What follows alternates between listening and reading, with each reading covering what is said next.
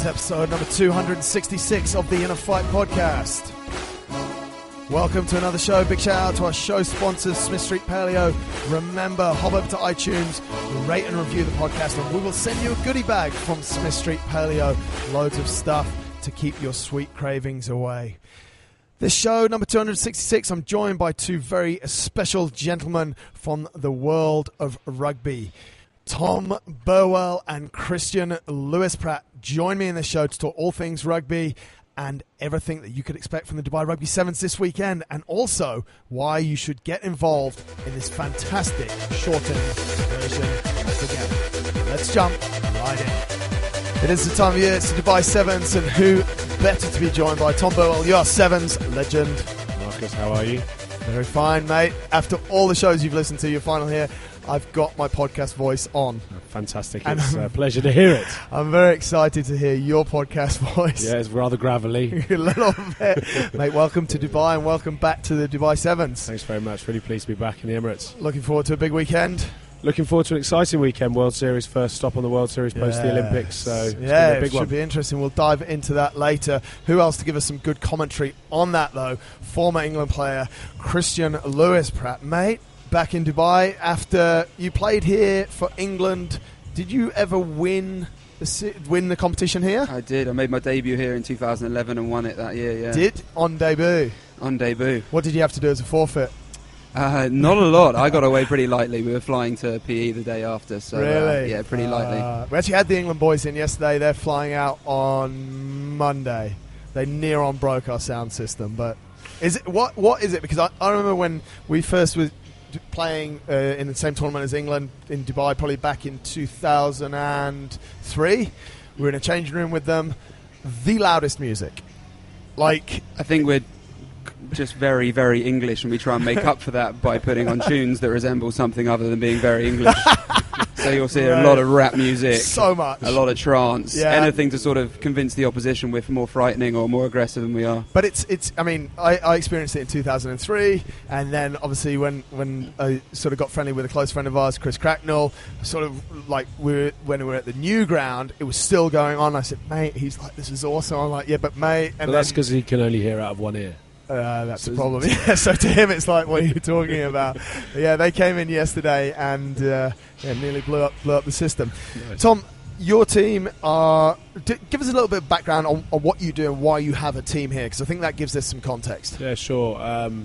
Sevens, which I suppose is, as with any small international business, has evolved into many different things over the past sort of few years. But yeah. We started in 2008, originally seeing the sort of Sevens landscape as a very disparate world that we knew was going to become much bigger because of the Olympic decision, which would take place in Lausanne in 2009. Yeah. And then since then, I suppose, if you could put it in a nutshell, we're a sports agency that does everything in rugby sevens. So right. Whether that's an Olympic Development Academy in Kenya, whether that's collegiate programs in the USA, through to... we originally were like, we want to develop the game, we want to help the game grow, and you can only have altruistic sort of processes for such a time. Now we are an agency that works in the commercial market space of rugby sevens, and we use our team, the Wanderers, as a marketing tool. Right. So we've got 8 either current or former international sevens players that play on the side, right? And kind of Dubai. We always come to Dubai every year and try and put on, as we say, a great tour for the boys. Right. And I've got this big thing about doing good things with good people, right? And we've got 12 guys that are great guys and that have come from all over the world, from Kenya to Australia to Scotland, wherever. Yeah. We have 8 days together here in the desert, and it's a great experience. Absolutely, mate. Talking about some of the other stuff that obviously Dubai's, from what I've seen from the outside, quite a flagship tour for you guys. Yeah. You also go to what I would call some of the darker parts of the rugby world, or in probably a more PC way, you go to some of the more underdeveloped countries in the rugby world. And I think that's an incredible thing that you're doing. So I think we should sort of let people know exactly, because it's all very well seeing UR Sevens in Dubai, Burj Khalifa in the background, and winning competitions here. But that's just for a few days of the year. Yeah. Tell us a little bit about the other stuff you're doing. I think that the game has grown exponentially over the last 10 years and has given opportunities for countries from all over the world to excel in the game of sevens where perhaps they wouldn't have done in the game of 15s. The nature of the sport lends itself to that, and that has happened in, let's say, underdeveloped countries that perhaps don't have the finances of a tier 1 nation. Right. But that certainly have got the skill set, certainly have got the interest, and certainly have got participation numbers and people wanting to be involved in the sport. Yes. So we, in January 2014, had a long sort of in-house discussion and said, right, we want to start doing more, specifically originally in Africa. Yeah.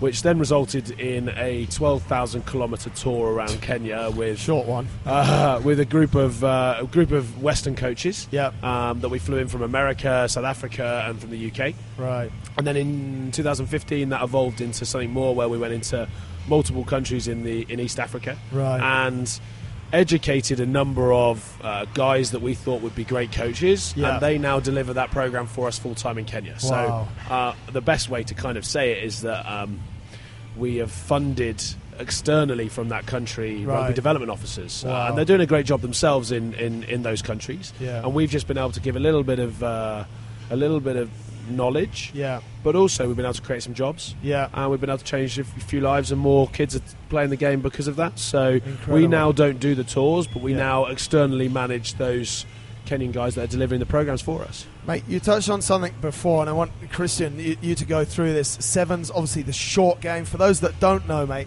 give us a little bit of background on sort of what sevens is, why it's exciting, and sort of your experiences with it as well on that front. Yeah, so it sort of just lends itself to...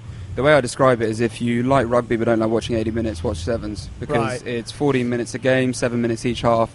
High paced. I think there's a try every 60 seconds or something like that. Is that the stats? Yeah, which lends itself to some sort of awful old school tune to be played around a stadium whilst everyone gets drunk to it and downs their beers and whatnot. I think the reason the sort of tier 2 nations can really jump onto it is that it lends itself to athleticism as well as skill set. Right.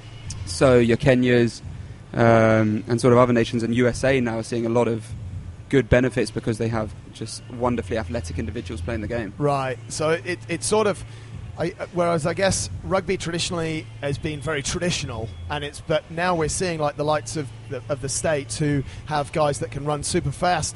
Obviously, something that's very good in sevens, they're able to play. Yeah, no doubt, and I think they're causing bigger troubles for people on the circuit than we first thought. There was a couple of sprinters sort of came into the game a couple of years ago when I was playing, and at first, their skill set was pretty poor, so they sort of became sort of a mocking thing around the circuit. Everyone was laughing at them.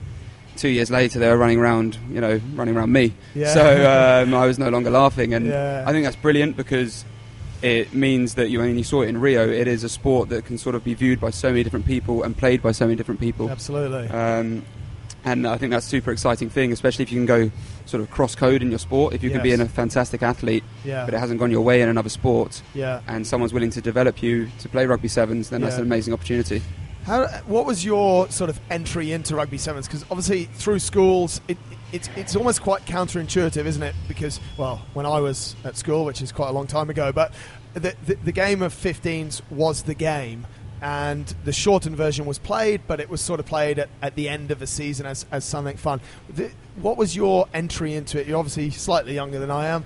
But slightly. So talk us through that. I was pretty fortunate to go to a school which was kind of rich in its history of the seven-a-side game. Right. So my school won the National Cup multiple years in a row. Let it go, mate. Let it go. Yeah. I won it as well, by the way. Yeah. No, but that was kind of fortunate because then I played 2 years of 15s. I went to Northampton and then went to Leeds. Right. And after I'd contributed to getting Leeds relegated from the Premiership... Keep that one. Keep hold of that one. Keep hold of that one. Ben Ryan was looking for a new fly half, and I had sort of been seen on the Schoolboy scene from sevens, because now that was sort of the only platform there was for a 20-year-old at that time. So they knew of me from there, and then England Sevens were going full-time, and it was go down to the Championship of Leeds or go on a new journey with England. So talk us through that as well, mate, because I think that's quite an interesting concept of being a full-time rugby sevens player. How does that work? What's the commitment? What's that life? Yes, it sort of changed as I was doing it, because I was there the first year it went full-time, and we were very much camp-based, so you do 3 days a week and then go back to wherever you were from and crack on with a gym program. Right. I think that was because of funding. They couldn't really do any much more than that, and didn't have the ability to relocate everyone because we're an England team. Right. 2 years into my career with England Sevens, it became a full-time package where everyone had to relocate to London. Wow. So it became very much more of a club rather than a nation side. Right. And we were training 5 days a week. Was that when England started to be quite reasonable at sevens? I mean, I remember sort of when I was a little bit younger, if some years England didn't even come to Dubai Sevens. It was just, and if Scotland came, they were useless. Like the home nations didn't really take it seriously. Yeah, Tom might be in a better place to answer that because I'll get in trouble. Well, World Series started in 1999, right? So we've been going 17 years. Everything. And if you look at the England group before Ben, which was coached by Mike Friday, right. Mike actually had arguably the best players come through because they were 15-a-side players, but he'd only get them for a week. Right. So it would be a complete lottery on whether England would be competitive. During that period, they won 4 Hong Kongs in a row. Right. So they obviously favoured that tournament. Yeah, favoured Hong Kong, right? Yeah. And then the challenges that certainly Ben faced when he first took over was that they would be picking boys up at the airport that he would be meeting for the first ever time. Really? Yeah, and then he sort of drove that forward for it to become a professional part of the game that Christian first got, and now the boys that are there now, where there's 20 boys in a squad and they're all living within 50 miles of the base. Mate, and I mean, yesterday they're in here training and chatting to one of them. They've been together for 12 weeks. Yeah. So it's really developed. So I mean, when that happens, obviously and when you were, I mean, mate, what was it? Let's look at that. Obviously, you'd played some professional rugby at Northampton, terribly at Leeds, but then you were contracted to England. What does that? What did that mean when you got a full-time contract to play rugby sevens for your country? Oh, it was huge. It was huge. And the main thing for me was I felt really wanted as well, which was crazy. That's something that Ben Ryan's really good at. Yeah. There's this sort of thing in rugby that often the contracts I signed felt like favours for some reason. Really? Yeah, it's just like this weird sort of thing in rugby. But I felt really wanted, one. And then two, I was getting to represent my country. So it was amazing. And unfortunately, I actually spent most of my time under Ben injured. Right. But it was an amazing choice on his part. Yeah, he had a nightmare there. Yeah. But no, it's an amazing experience. But I think one thing that I often speak to with the players, and one of the things we struggled with, is that in a sevens tournament, you're going to whip on the jersey 6 times in a weekend. Right. And the second time you whip it on, it's probably going to be sweaty, rank, and hanging on a hanger in a changing room which you might be sharing with 2 other teams. Yeah. So I think where most people sort of attach this classical international rugby thing, they're picturing the Twickenham dressing room, picturing it all looking beautiful and smart and the crisp shirt ready to put on. Yeah. That happens at the Twickenham Sevens, but generally around the world you're sharing your changing room. Yeah. You're putting on the same jersey over and over and again, and you can quickly lose track of the fact that you're representing your nation. Right. And like I said, because we sort of functioned as a club eventually, because we were together the whole time, there was almost, you lose association towards the fact that you're actually playing for England. And one of the things I talk about now, not playing rugby, is that I wish I'd paused a lot more. Right. And sort of noticed what I was doing was really pretty cool. Do you think that is something that is quite synonymous with professional sports?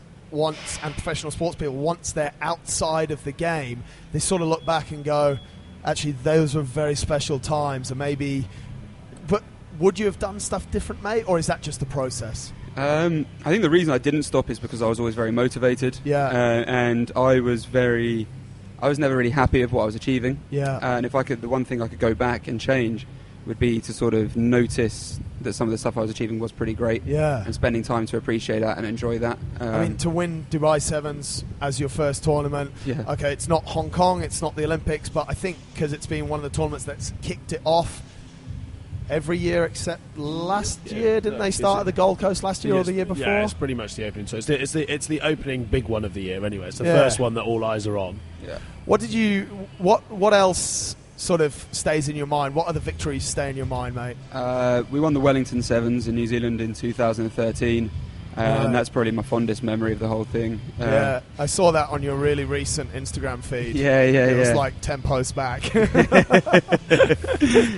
mean, I throw a lot of Throwback Thursdays towards that memory. Okay. Yeah, just so people remember that I once played a good game of rugby in Wellington. But that must have been, to go down in New Zealand and to win their tournament. That's the point, right? When England first won that in Wellington in 2009. Yes. I was actually supposed to be there. Right. All my team went, and I didn't go. Okay. I came back home. Ben Ryan, if you think about it at that point, apart from Clive Woodward's England team winning in 2003 in New Zealand, yes, no many England teams win in New Zealand. That was in England, wasn't it? No, sorry. Yeah, the 2003, when we went down to 13, anyway. went down to 13 players on the way through. Yeah. England teams don't win in New Zealand, right? So those two victories for an England side in those 2 years, for Christian's group in 2013 and the group 4 years beforehand, is enormous. Like they don't want the last team they want to win down there is England. Is England. We played New Zealand game 1 that trip. Did you? Yeah. Did you win the first game? We won the first game. I played horribly, but Matt Turner, who's actually out here with the Wanderers, had a stormer and got us out of trouble. And we were being booed, heckled, and all sorts. And then we beat them. And that sort of just set the tone. I don't think you can set your weekend off to a better start than beating the host nation in New Zealand. Who did you play in the final? Kenya, who actually knocked out New Zealand in the semi-final. Thank goodness. So that really connects. In extra time. That really connects something. Like fast forward 4 or 5 years, and you've set up an academy in Kenya, which is what you guys were talking about at the start. It's something quite special, really. How these emerging nations are able to play a game. Yeah. And I've played against Kenya. Referee, you cannot do that. Yes, it's also about millennials as well, right? Isn't it? We live in a world which is fast paced. It's about taking bite-sized pieces of information very quickly. Yeah. And Sevens is a bite-sized version of the game, as Christian touched on. Yeah. It's also something where you can see an electric score from 3 or 4 passes in 15 seconds from one length of the field to the other length of the field, which is perfectly on a piece of Instagram. Yeah. So if you look at made for Instagram. So if you look at the people that are enjoying the World Series in the crowds, they are not sitting there in their barber jackets and a pint of ale like you will find at Twickenham. Yeah. They are young, they are vibrant, they are a marketplace. So the sponsors and those involved in the sport are completely different from 15s. Right. You know, the athletes like Christian are completely different, the corporate partners are completely different, and the events are completely different. Yeah. The challenge is, as you say, the sport itself, rugby 15s, is still the game, right? Because it's the game that makes money. Yes. And you said earlier on that England have been in camp for 12 weeks. Yeah. They haven't played any rugby. Right. And so that's a real. So big those challenge, players right? are taken. They've had 12 weeks in camp training. And they'll have played a couple of games against Wales, I should imagine, because in fact I know they did last week. Yeah. But they wouldn't have played a tournament. Their physio is actually Welsh. I found out yesterday. Really? Can you believe that? It's a new guy. It's some new guy, and he's Welsh, English. Well, I actually considered myself Welsh the whole time whilst I was playing for England, even though Christian played Welsh Schoolboys. Couldn't sound possibly more English, but I got a Welsh father, so I was constantly telling him that I was. You're Welsh. Yeah. But you're obviously ashamed to go and play for Wales, so you went and played for England. Something like that. Tom, speaking of that, and you said something quite interesting there, that 15s is still the main game. Yeah. And we don't need to jump into the financials of what Christian was paid, but I can imagine it was a damn sight less than what the England players Let's look at it in what's just been signed in the UK. Yeah. We will see over the next 12 months the first £1 million player in a year. So in rugby union, so his salary will be over £1 million. Wow. So that will be his club salary, that will be his international salary, and that will be his sponsorship. Are we allowed to know who that is? I mean, you can probably think. If you look, England are on 13 games in a row. There are boys that have played in all 13 of those games. It's one of them. It'll be one of those. Incredible. Right? Yeah. And if you then compare that, and I understand that because the money coming into the game, every time Twickenham sells out for an England game, makes £7 million. Right. Right? So the RFU's rolling in cash. They invested £100 million back into the game last year. So it will happen in England. Now, flip side that on Sevens, and again using England and the RFU get 2 days a year to make money out of Sevens, and that's the Twickenham Sevens. Right. And they then have to fund the entire Sevens programme from those 2 days, or theoretically they do. Otherwise it's a loss leader. Right. So and they recently had to cut down that whole Twickenham Sevens down to 30,000 rather than 80,000 due to behavioural issues. Yeah, due to behaviour because everybody was drinking too much. So that's not an issue that's synonymous with rugby at all anywhere in the world. So there is a battle between the two. If you're a young 18-year-old at the moment, and I've got plenty of examples of lads that have been in our academy in the UK that have also been coming through Premiership academies, the finances that you would be offered to go and be an England academy player in sevens compared to the possibility of you going up through 15s are incomparable. Right. So if you have an opportunity to make a living out of rugby and set yourself up from a future in a family way, sevens is not that. Sevens will offer you a lifetime of experiences. It will take you all around the world and it'll be fantastic. But ultimately, it needs to set you up for something else, or you become a lifetime. There are a few. We were only talking to Jean-Baptiste Gobelets, who used to play for the French team today. The French boys do pretty well. But because money in France is, in clubs is so high, it has to be somewhere competitive. Otherwise no one's ever going to play. So this comes back to a question I've asked you twice and you haven't answered it. Why did you set up a sevens company if that's the case? Because if you look at the game 9 years ago to look at the game now, it has evolved so much. The opportunity is not necessarily in being a agent. Like I would never turn around and say, right, let's have an agency arm of the business and manage players. Because the corporate rights of a player is just not worth anything. But if you look, where each and every event, you just look at Dubai this weekend, it's £2,000 for us to enter a team. There's over 500 teams entered. So no wonder the stadium's got 12 pitches. So if there's a financial, we don't get any food, we don't get anything at all. Nothing. Nothing at all for that. All we're doing is coming to compete in Dubai. And if you look at that from an event space, there is a huge opportunity to create great events that people will come and take part in.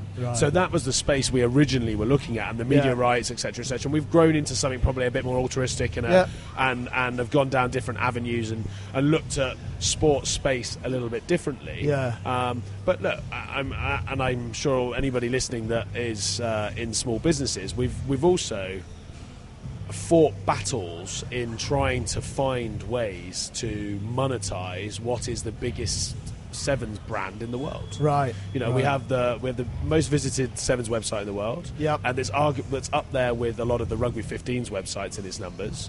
We have the biggest social media followings of anybody in sevens and all those things. But monetizing that is not necessarily the easiest things to do. Absolutely not. So it's constantly working out how can we take what people support the things that we do, they like the things that we do, and they like the people that are involved in it, and going, right, okay, well, how can we take that interest space and create something that people will then pay us to do something? Mate, you've come across something that I think really, aside from the sport of rugby, has a lot of carryover into a lot of the listeners. When you started out to what you do now, I think the vision is quite simple and you're still chasing it. But the way that you're getting to that vision, achieving that vision, making that vision come to life, it really has changed, hasn't it? Couldn't be more different. I remember the first few years, we sat with like Disney executives and we're like, right, we're going to do media rights. We're going to build these things and we're going to sell it here and we're going to be very corporate. We're going to be very business. And we're going to put suits on and all this sort of stuff. And then do you own a suit? Yeah, exactly. Can you imagine? I got told by the performance director of USA Rugby that I would never get a international coaching job because I never took a snapback off. So, and I have slight issues with that as well. But that's how far we've come. In that it was. That's not the way our sport is, and that's not how that vision needed to be chased. We wanted to chase it from the lifestyle that is sevens, so that we could understand the people that also love the sport like we do. It couldn't be more different now. Incredible. And 8 years later, we still chase it in some ways. But my original business partner, after 3.5 years after he'd come out of the city, walked away. I did a management buyout of him in 2011. Because the business that he wanted was the very corporate media rights business in the newly Olympic sport. And that's not the way it's gone. That wasn't the way it's gone. Christian, talking about change, you're no longer involved in the England setup. Talk us through that process, and I think also, mate, a little bit maybe about how someone goes from being a professionally contracted player to the England setup, living the dream, flying around the world, playing sevens in front of 40,000 drunk people, ladies, men, those that are not sure. What do you do when you get home and it's freezing cold in January? So I made the decision at the end of last season to hang up my boots, as it were. So I spent last season at London Irish, having done 4 years at England Sevens.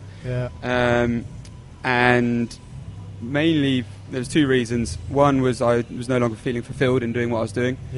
And that's always been important to me. And the other, there wasn't really a goal for me to chase. The Olympics was probably my final goal in rugby, and that just sort of wasn't going to happen. It became very obvious that wasn't going to happen for me. Right. And then it comes back to that thing you just said about living the dream. Yeah.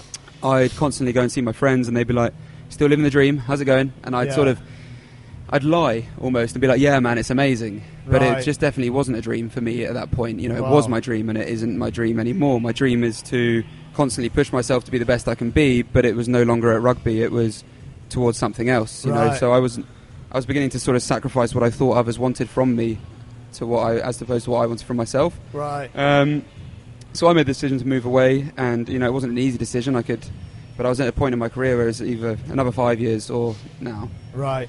Do you think, sorry to jump in on you, mate, do you think that's sort of a common trend with just professional sports people generally? It's like you're staring down the barrel, I'm going to have to do this for the next 5 years, and if you're not feeling fulfilled, why are you doing it? But if you hop out, what are you really going to do, or what are you going to do at the end of those 5 years? Definitely, I'm sure, and I know of players who are in the career because it's what else.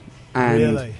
It's not necessarily voiced as much as you'd expect, especially within rugby, I'd imagine, because it's kind of this like macho sport where it's stop complaining. We're lads, we do this. And you play for England. It's not like it's like to most people that ties in with why I stepped away, is because I didn't like lying to these people saying I didn't enjoy my job, and I didn't like sort of seeing people's faces when I said, you know what, rugby's not actually that great for me. Wow. And people would sort of be like, "Wow, you selfish bastard!" Because there are hundreds of thousands of people that would love to have the career that I was having. And don't get me wrong, I loved my career, and there are moments that I would cherish forever, and they've made me into a better person, and I'm so thankful for that. But to continue to do it and not really be hungry for it just didn't interest me. I really enjoy trying to improve myself personally towards a goal that I enjoy, and if that's not aligned with fulfillment, it's no longer a space. So what do you do now, mate?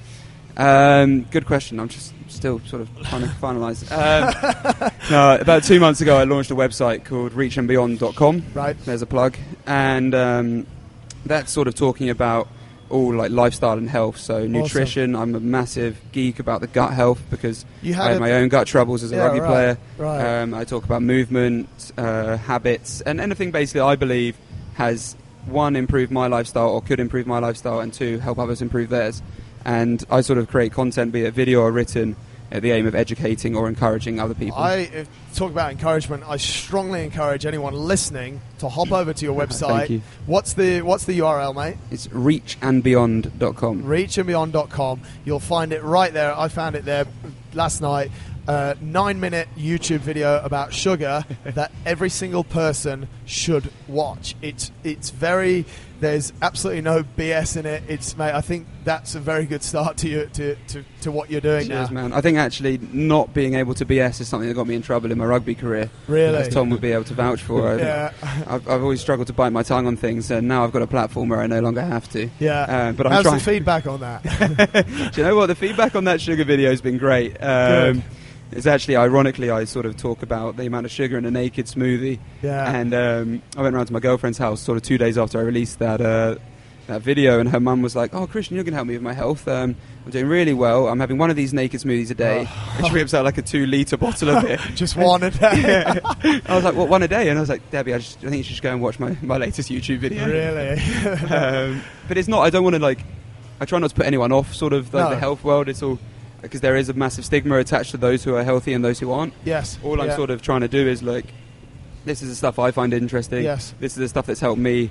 I believe if you're ready to hear it, and if you want to hear it, I believe it will help you as well. Do you think through professional sport, how has that readied you for what you're doing? Because my personal opinion is a lot of time in professional sport, we're actually fed the wrong things, we're told the wrong things, and sometimes that's actually, it's obviously detrimental to our health. Although, like what you were saying before, everyone thinks you're living the dream, So it's an interesting move away. How do you find that? It's funny because I sort of started on this health pilgrimage sort of thing because I wasn't actually getting what I wanted from the clubs. Right. And I've said this over and over again. I don't want to offend anyone within the world of rugby. Everyone has enough things to look after, and every individual to look after.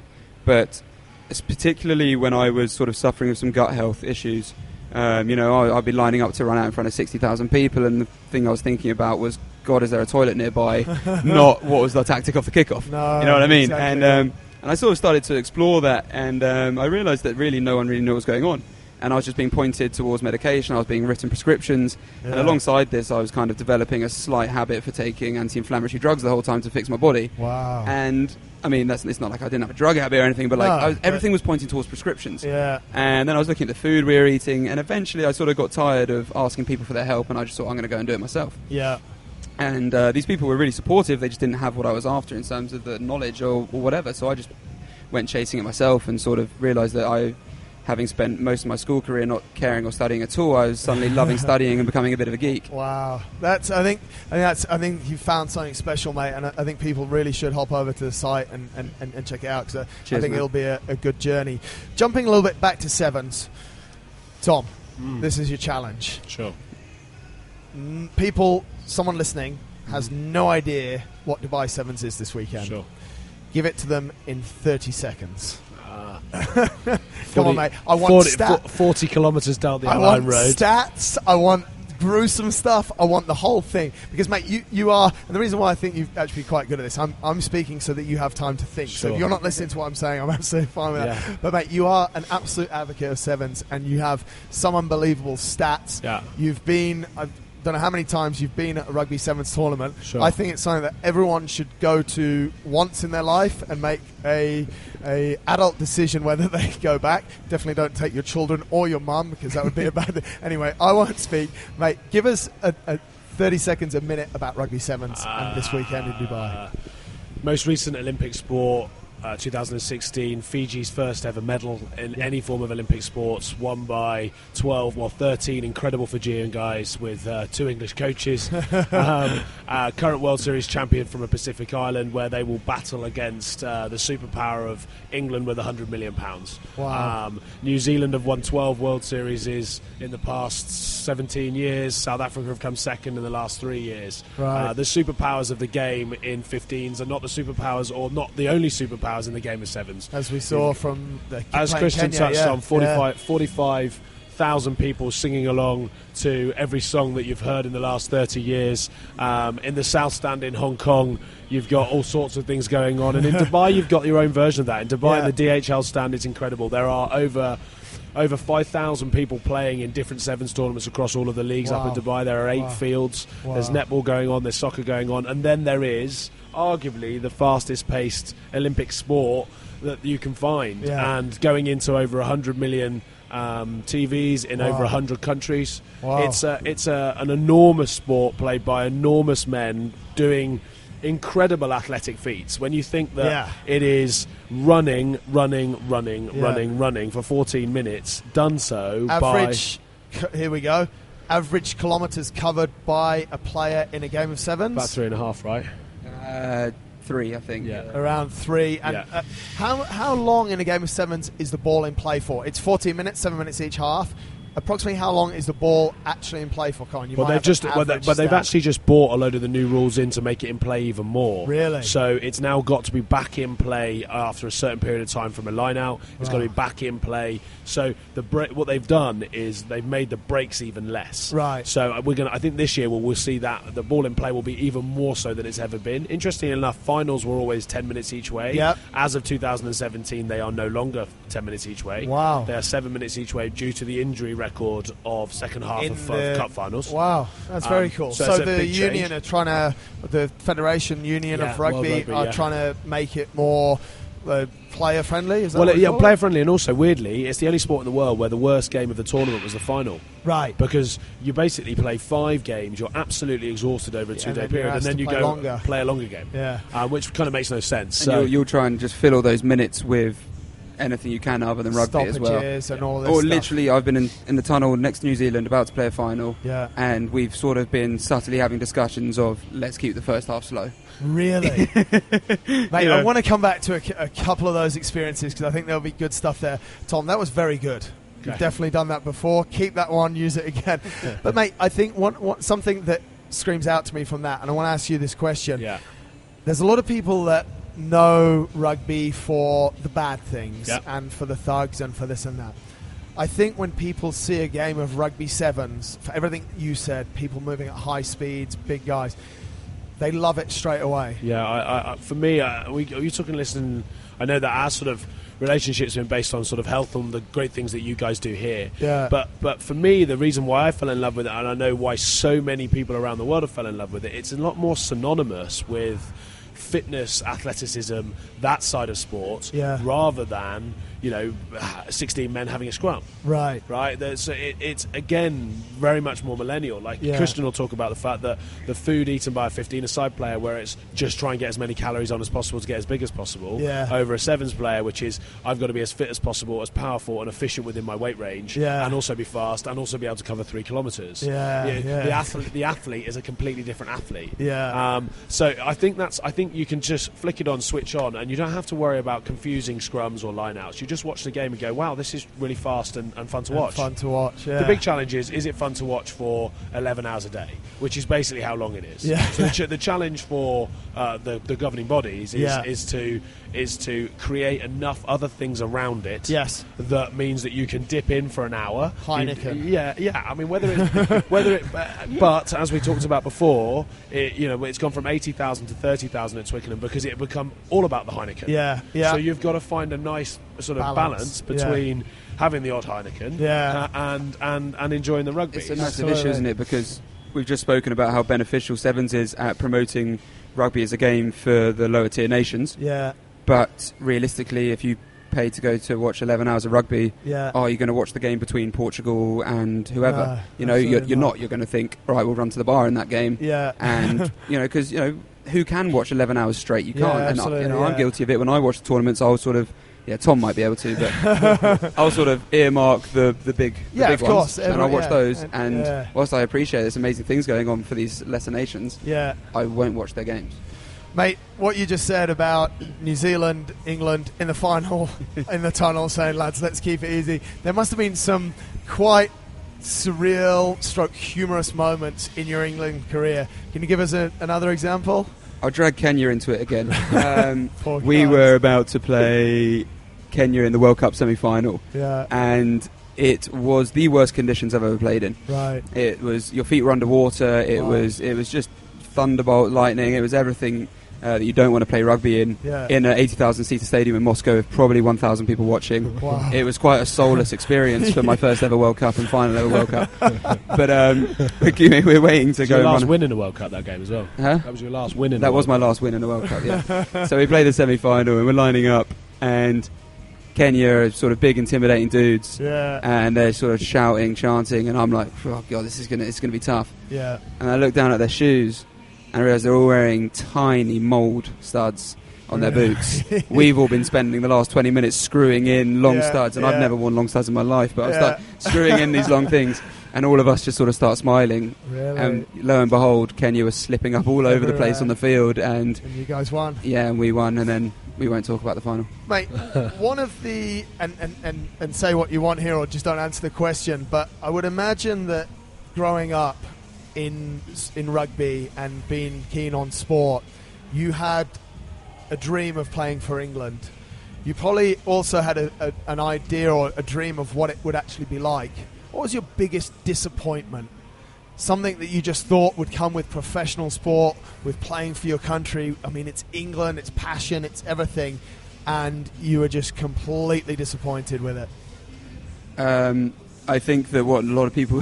This could go anyway. I'm interested to see which way you go with it. I'm going somewhat PC. I'm being honest.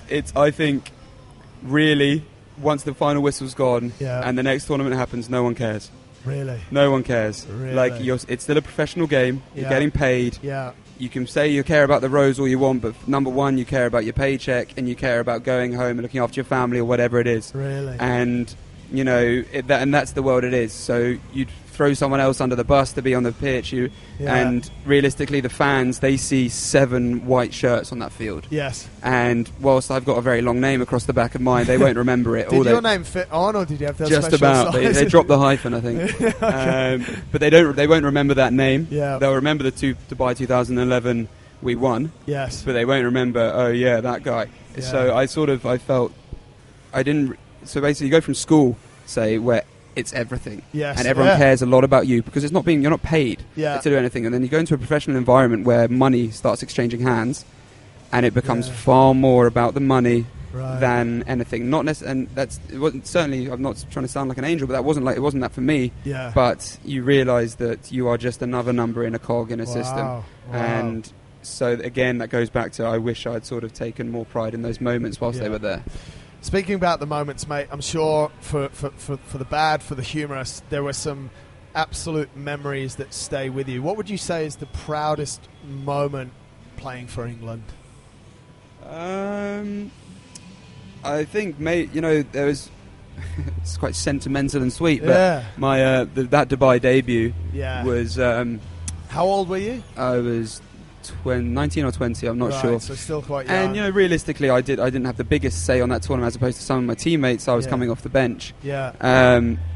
But what was so amazing about that experience is, one, I experienced Dubai Sevens for the first time, and I was just blown away. Yeah. It was unbelievable, and I just couldn't believe the experience. Yeah. And then after that, my family had come out to watch it, and what's beautiful about Sevens is that sort of the final whistle goes, and then you do a lap of honour. Yeah.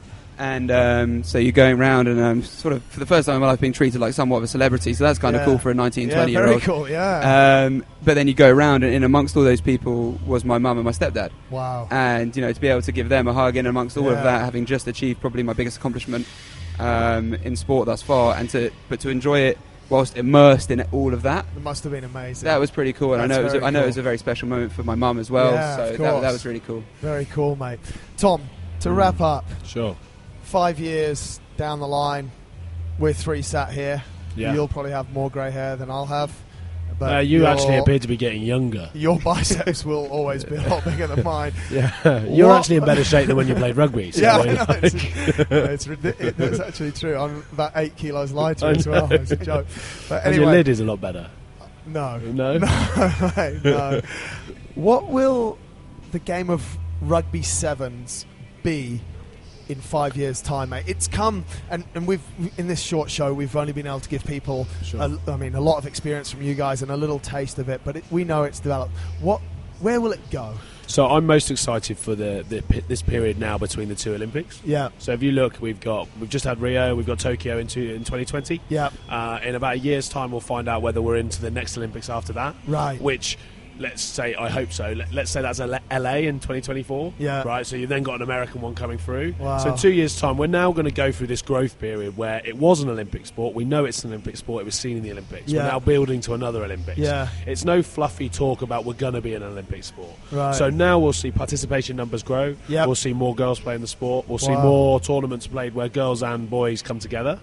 And there'll be sort of men and women's tournaments together, which is like it is here in Dubai. Right. So we'll just see participation numbers grow and grow and grow.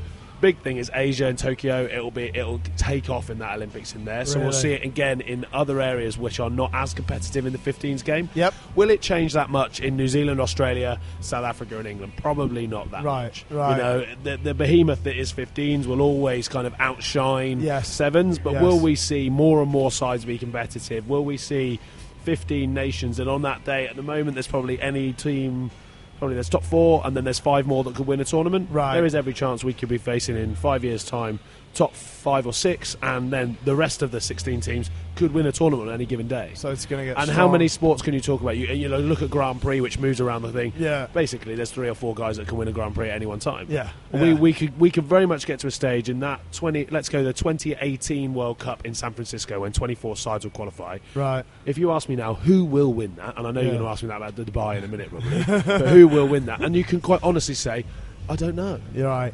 Right. Who will win the World Cup in 2023? In 2019 in Tokyo? Yeah. We can say, well, one of these 2 or 3. Yeah, countries. exactly. Yeah. Whereas in sevens, who's going to win the next Olympic gold medal? All I'll say is it won't be Fiji. It won't be Fiji. Interesting. To end, you're absolutely right. Who will win? Who will win Dubai Sevens? I don't care what you want. South Africa. South Africa? Yeah. Christian? Fiji. Ooh. Awesome. Only just because Tom just said that Fiji weren't going to win anything. So all the Fijians have stopped following me on Facebook. I was just going to be difficult. Mate, with the greatest respect to Fiji, I'm not sure how many fans we've got over there. Guys, absolutely awesome. Some super insightful stuff from both of you. Obviously very different Tom from more of a branding side, but Christian from your playing experiences. Really thank you for coming on the show, and hopefully next year you'll be back and maybe we'll catch up again. Absolute awesome. pleasure. If Tom invites me back. Yeah, well, we always like coming to InnerFight. And best of luck, Christian, with your business as well. And folks, don't forget to go and watch his video on sugar. It is awesome. Great stuff. Cheers, thanks, Marcus. Appreciate Cheers, it. guys. Thank Thanks. you, bud. Bye. Thanks a lot, folks, for tuning into this episode of the show, and thanks also to Christian and Tom. Super cool guys. Hopefully we'll get them back on the show next year if they make it back to Dubai. Don't forget, hop over to iTunes, rate and review the podcast. We'll send you a bag of Smith Street goods. And if you do have any questions, or you want to come on the show, or you want someone else to come on the show, send an email, winning@innerfight.com. Until next time, take care.